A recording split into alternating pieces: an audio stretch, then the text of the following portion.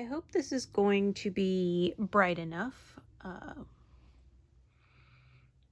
There may be some shadows and things. This is a little bonus extra. I mentioned in my whip parade that I have a method for sorting my beads and storing them. So since I need to sort these beads in preparation for beading this Mill Hill Kit tea house, I thought I would pull out my supplies and go through what I do. So this box is, I think it's a Dritz box. It's just a little slider. It's got a magnet in here, a little magnet bar. And because every Mill Hill kit comes with a beading needle and a regular paper needle or a regular tapestry needle, I put, when I'm done with a project, I throw the needles in here. And just keep it in with my Mill Hill kits. As far as bead storage, what I have is I have this box, and I will put a link to the product down below. It's specifically a bead storage system, and this is the smallest set of boxes that you can locate. And I'm going to be really grumpy if this is upside down the whole time. I think it might be. Yeah, that would be the bottom. Let me flip the camera around. Let's try this again. Okay, so I have my bead box, and I just keep all of these in here. These are empty ones, and they're, I believe, about a ½ inch thick, which holds more than a full case of Mill Hill beads. So these particular ones came in previous packs that I've done, and I use my label maker to put the little number on the side. I use the return feature on my label maker to do 2 of them at a time, and then I just cut them in half so that they're a small little tab. And then for the top, I actually do a little more detail. So PET means petite. It's a petite, and the color is tapestry teal. And this is the Mill Hill number, with MH to stand for Mill Hill. And then I can keep them in number order and quickly find them. So for this one, we have peach cream, which is 02003, and I have 004, but I don't have 003, so I'm going to have to make a box for that one. 03038. Looks like I don't have that one.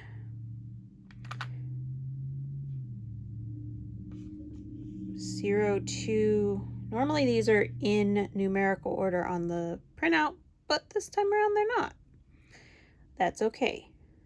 035. I don't have that number. I'm striking out. Looks like I'm going to be making a lot of these colors. And it's a slight possibility that the missing boxes, which are in like my Lady of the Flag and some other projects that have beading involved, actually have these numbers. So I'm going to take a quick break and make all the numbers, all the labels, and label up my boxes, and then we'll go over how I go through and determine the beads and sort them and utilize my little beading mat.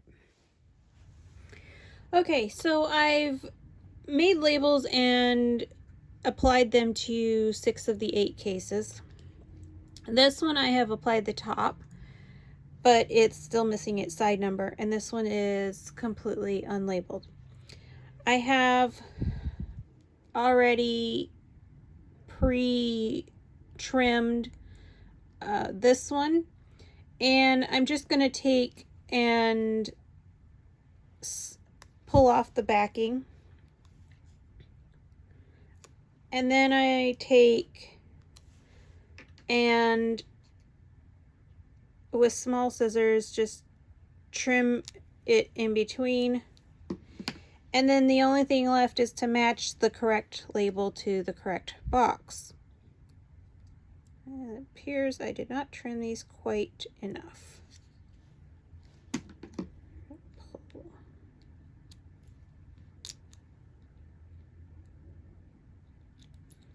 Didn't get close enough to the number on that one. Okay, so that box is done. This one, I'm going to put the number on. Now, your individual label makers may print differently than mine. I've messed with mine and I cannot for the life of me get it to print with margins any narrower than this. But this, especially for one of the longer names, it barely fits as it is. So I simply take and trim the edges fairly close to the words, so it's a much more compact label. Peel off the back,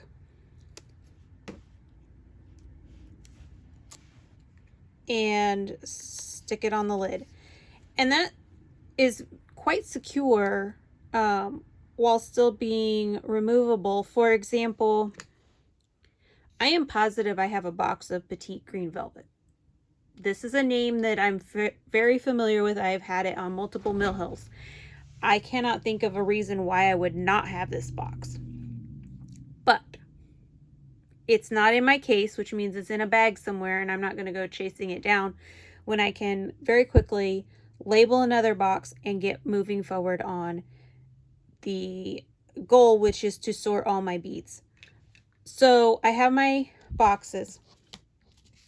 Then if you notice, let me zoom way in, there's asterisks next to some of these names. That indicates that those 4 colors are in one bag and the other colors are in the other bag. Now, you do have to kind of eyeball it. I'm pretty sure that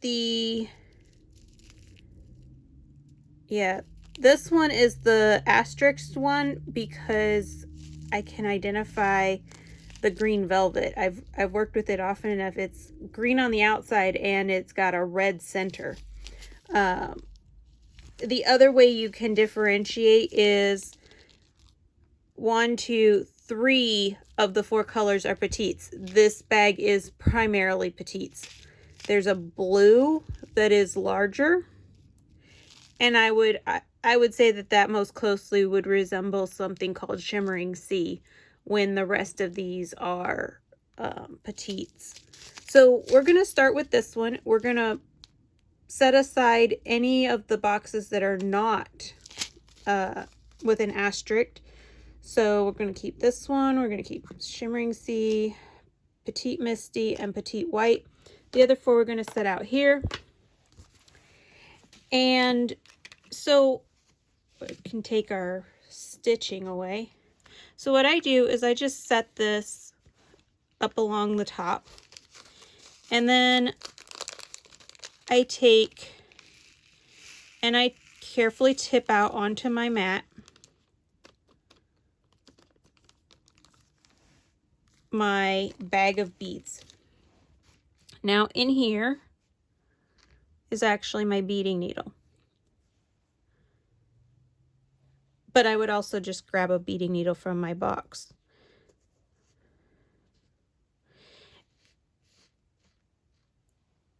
And I'm going to just take this and I'm going to go through and I'm going to pull out anything that appears to be white. And this is somewhat tedious, but it's a good, like many things with cross stitch, it's a good sit there, and it helps to open your box before you start picking up the beads. So this one's a white color. It's a very small bead. And if you're unsure of which beads are the petites and which ones are the regulars, all of your beads will fit on your beading needle. But let me pull out a tapestry needle. The tapestry needle that they send, you can usually get the larger bead, at least fairly, like, that's to the eye before it fights me.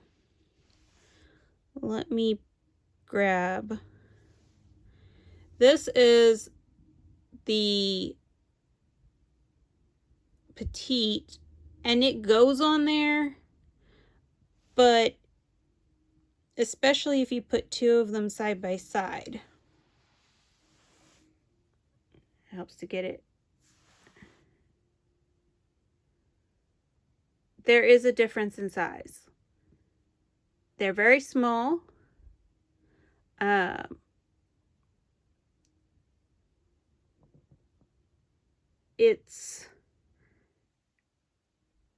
You will find more resistance. Some of the openings on the petites do not cooperate with going on the tapestry needle, but the beading needle goes through 90% of them.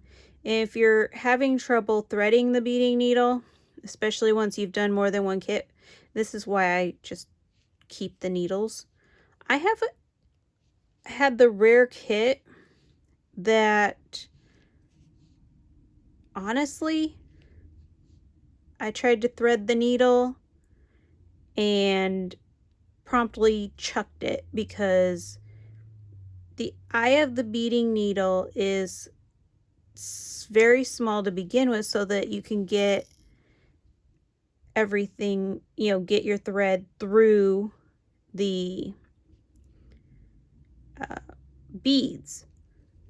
But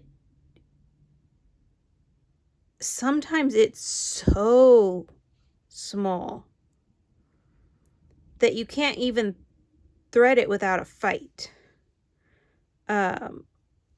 So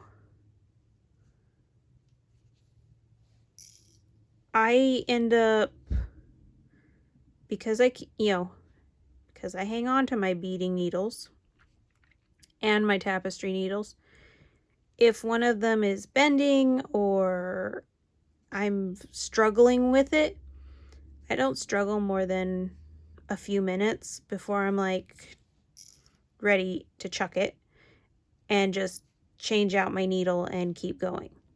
The same with beads. They give you way more beads, and that's partly why I go ahead and sort.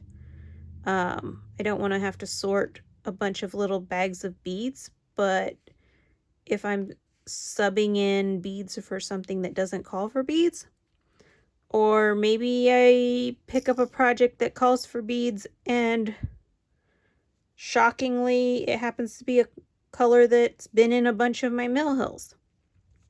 I've had that happen once or twice, where I just need a handful of beads. I don't need a whole package. So, you know, I just take my time. If you ever put a bead on your needle and get down to where you're at the eye and it's fighting you, my recommendation, pull it off, chuck it.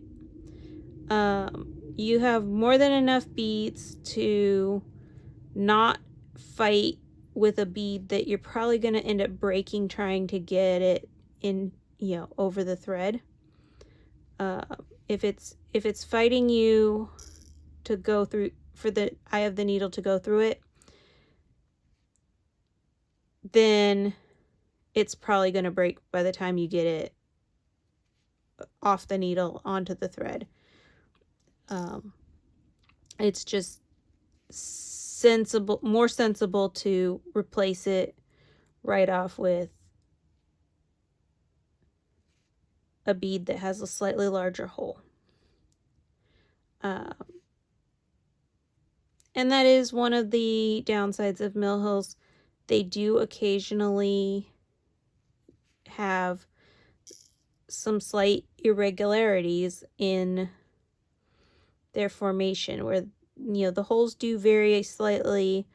You'll find sometimes that you'll get a really fat one, and sometimes you'll get one that's really almost like a wisp of a bead. It's you're looking at it and you're going, that's not a even size with everything else.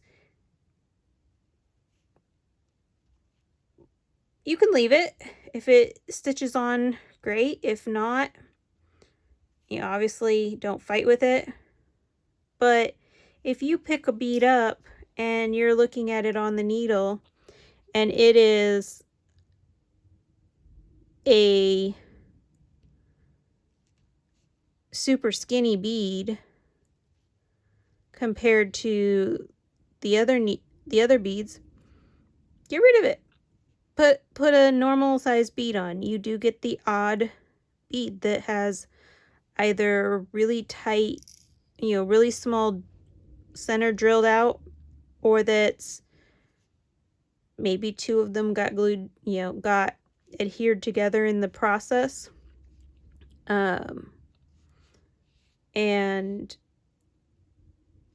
so it's extra thick, or somehow or other it didn't move along in the cutting process at the right rate of speed. There was a hiccup and it got cut too soon, and so it's extra thin. Either way, there's always more than enough to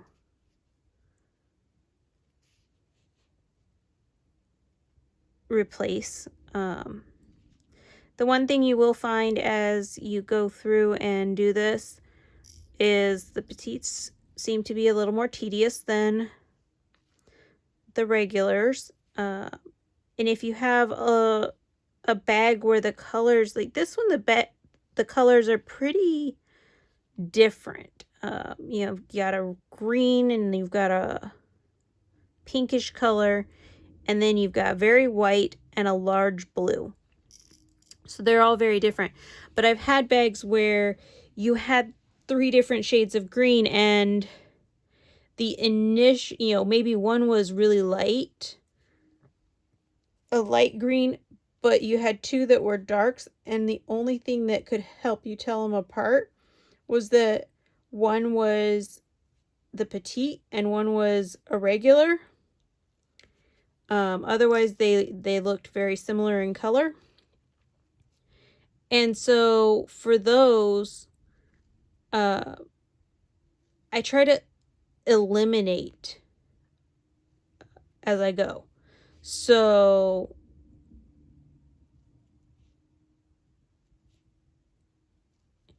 looking at it and going, okay, I only have one that is the regular size bead. My other beads are petites, and I'm gonna go through and get all of my regular beads out, which removes one of those potentially confusing colors. And then, you know, as you can see, I'm using the needle to kind of spread them out a little bit so that you can pick them up.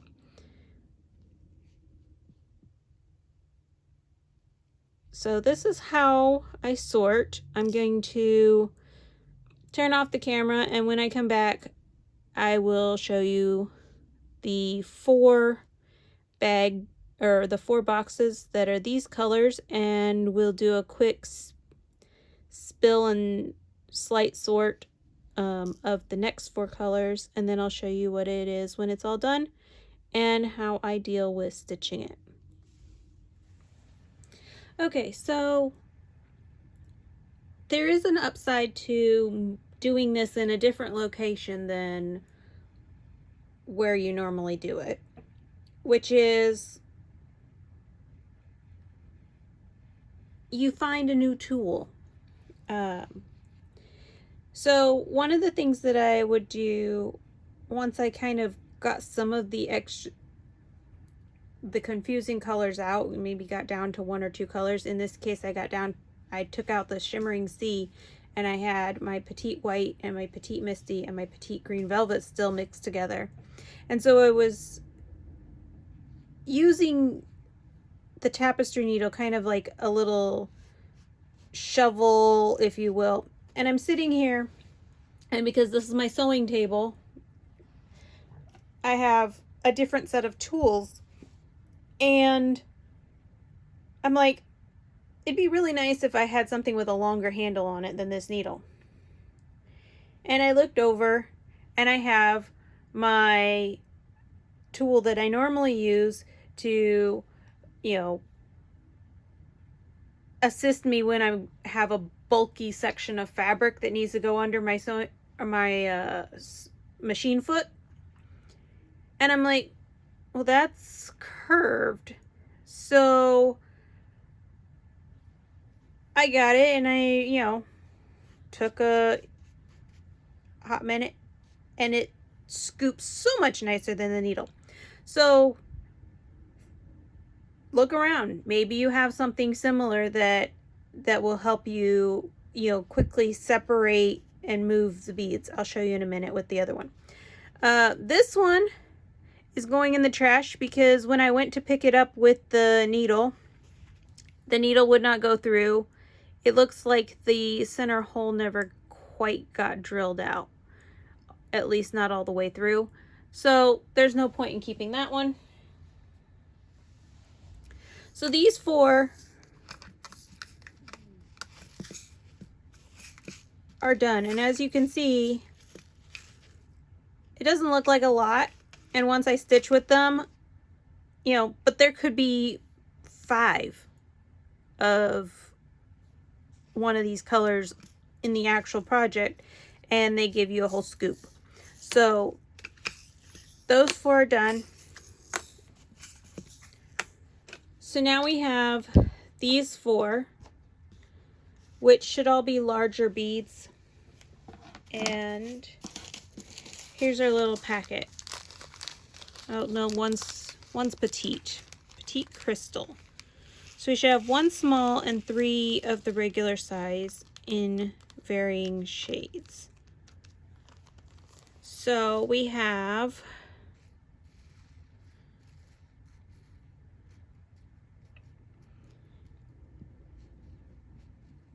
Antique Ginger, Satin Moss is probably this green. This little one is your Petite, and that's Crystal Aqua. And then the pink is probably, the pinky color is going to be the Peach Cream. So that's the one benefit of having the names of the colors. They may not 100% make sense right away, but you can eliminate certain ones based on how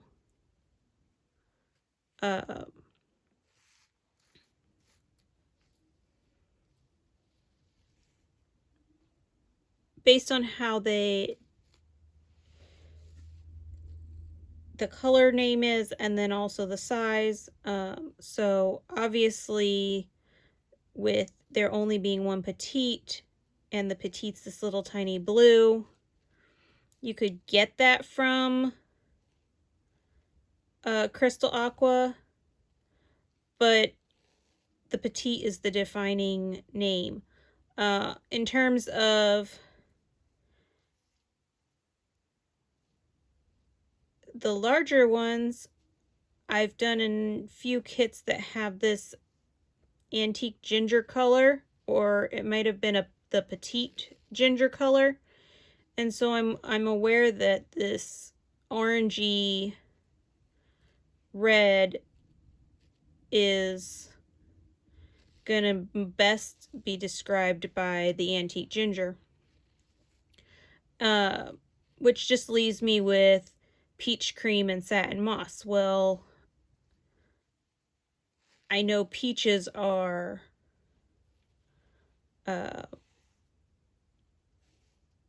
more of a pink-orange family versus the green family. The other thing that you can do if you're really confused is you can look at Mill Hills in particular always use a coordinating floss color.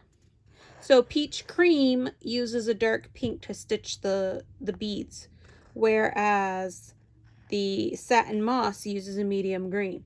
So if you eliminate two of them and you're still going, I don't know if moss is the green one or maybe moss is the pinky color, you know, or the names just really are too close to identify, they're not specific enough, that's another way that you can help yourself identify the differences between them is look at what's the thread color that they've placed with the bead, because most likely that is going to be close to the color of the bead. Okay, so right now I'm kind of getting a little log jammed in terms of my colors are starting, you know, are fighting a little bit with each other in terms of wanting to go places and other than where I need them to go. So once I've got them in my piles, what I do is I have my bead box open and I just take and pinch and pick up. Now at some point I may finally find myself something that actually resembles a little scoop. But I just get them to kind of stick to my finger. You can,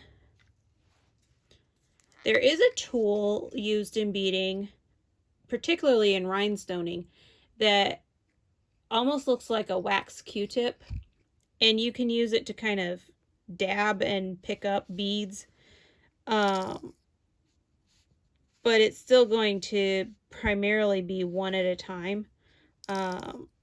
It's not necessarily the most all-encompassing method to pick them up by the pinch, but it does pick up more than one or two at a time. So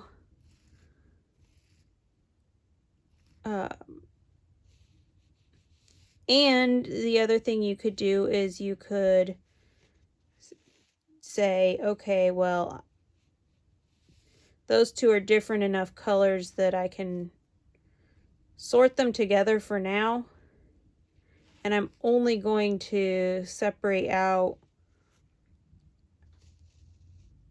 my blue and ginger. I'm going to leave the moss and the peach for later. Or you could just fish out one of the colors. It's completely up to you what works best, and the other thing is to remember to experiment. If there's a lot of one color, you may treat it differently than if they're pretty evenly distributed. Um,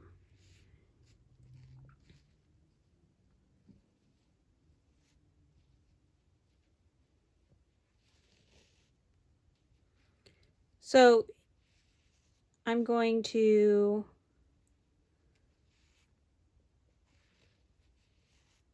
finish sorting these and get them into their boxes, and then we'll talk briefly about how I do the beading.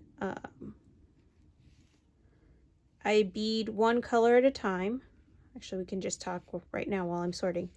I bead one color at a time. I use 2 strands of thread, so because of that, because the beading needle has such a fine eye, it doesn't like to take 2 strands of thread through it. You can usually comfortably get 1 strand. So I take 1 strand and just double it over, which means that whatever color is on your beading needle is the color that you have to stitch with until you either are done with that color and take, and put a new color on, or you run out of thread.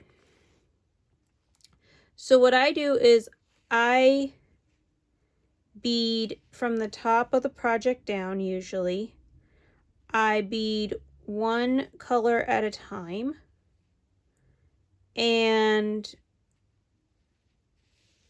I go through my beads twice. So I like them to be very secure. You could do it once for the beads that are the larger ones, which are done with half crosses, but I like it twice. So I go through and I come up in the bottom left corner, and I go pick up a bead, and I'll just tip out a small little pile. I won't tip out the whole box, but a little tiny handful. And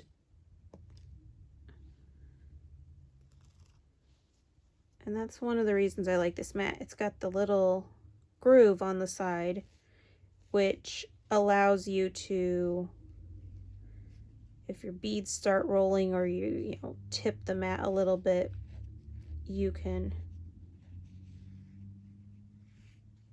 usually catch it in the little groove and then rescue it. So I come up in the bottom left. I pick up the bead.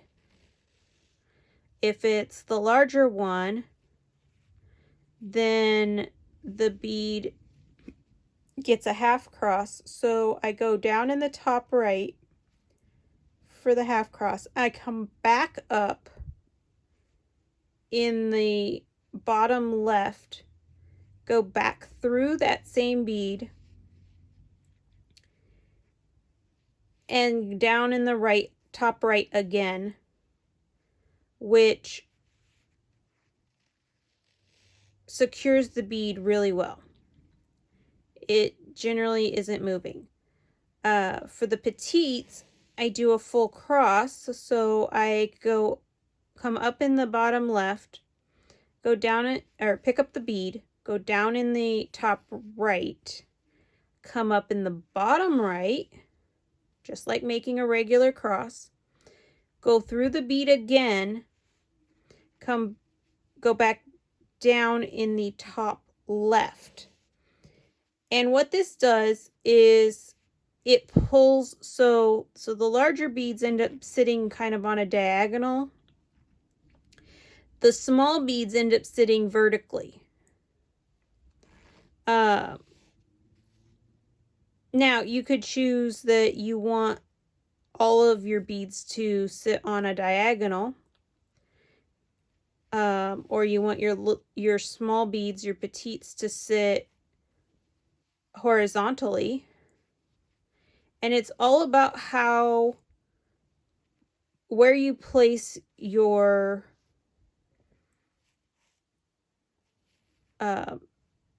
stitch when it's going through, or after it's gone through the bead. If your second stitch goes in the top, your beads are going to sit vertically. If your stitches, let's see how this works. If your stitches were to go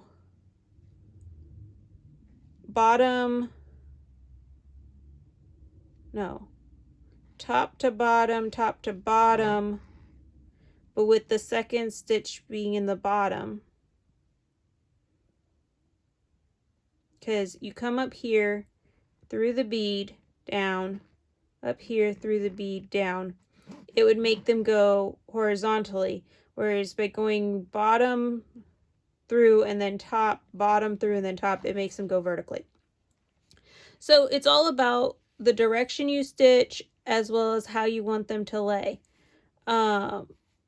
If you go in the bottom left and you go out down the top, come up in the bottom left, go down in the top right, your half stitches are going to sit diagonally facing towards the right of the piece. If you want them to go diagonally the other direction, you're going to have to come up in the bottom right and go down in the top left. And it's something that you can play with and experiment with on how you want to get your beads to lay. Some designs you may want them to lay one way versus another. It's all personal preference. There's not really a right way, wrong way. Even my stitching through twice is a little bit personal preference. Do you have to go through twice for your beads? No. You could go through once, especially on the diagonals. I find that once I've gone through that second time, my bead doesn't move. I'm not worrying about the bead coming loose and then flopping around and not seeing it a while later. Also, if for some bizarre reason my thread were to snap, I know I'm not going to immediately lose beads. I could, go back in and reattach, kind of like a button. You go through a button when you're sewing buttons onto garments four or so times, so that you have multiple points where if a string breaks, you have a chance to fix it before the button actually completely comes off. It takes a little bit of time for everything to unravel. So that's my philosophy on why I go through my beads twice.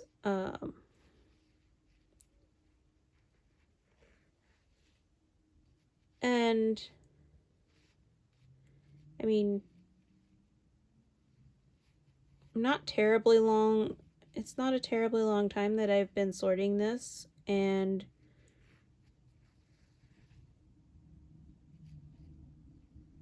I don't have to concern myself that when I go to stitch the beads on, that I'm guessing what color it is. Did I sort of guess what color it goes where? Yes, but it was a logical exclusion of possibility, logical deduction based on knowledge from previous pieces, as well as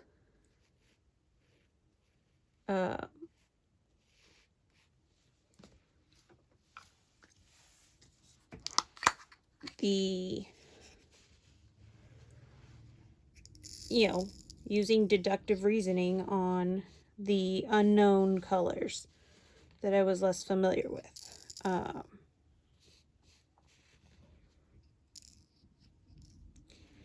And then when I stitch this, it'll just be, one color on the board, and whatever's left over is left over.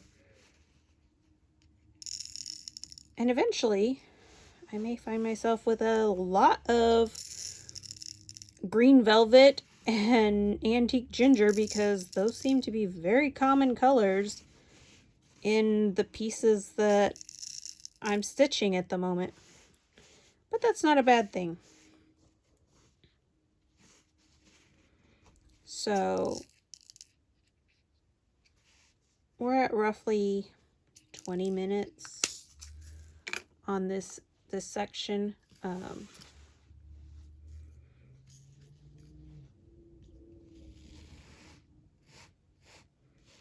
And the pink and green will actually go rather quickly, just because there's only two colors. It's one or t'other. So yeah, I will put a link to what this tool is called, or a description of it, its name. I believe it's a Dritz product, if memory serves. I think the pack came with two, but it could vary from location to location, or supplier to supplier. I tend to buy smaller tools like this in multiples, just because I have a notorious habit of finding something I like and then never being able to find it again. Or simply not being able to find it. I'm trying to get my sewing room better organized. I do have the conundrum of, I'd really like to put up some like magnet boards or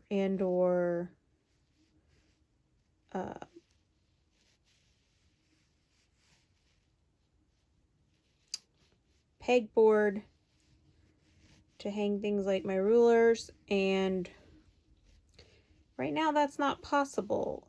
We live in a rental, and it is my husband's great fear that when we move out, they will decide that we didn't do a good job patching any holes that were made and or painting, and we'll lose our entire deposit to fees to fix things up. And I did manage to miss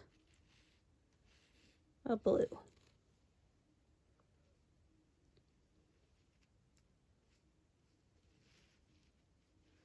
So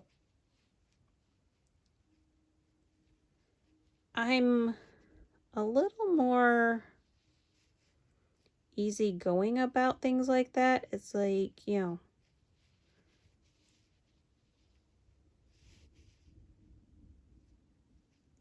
it helps that this particular rental company I've rented from before, so I'm familiar with their exit process. And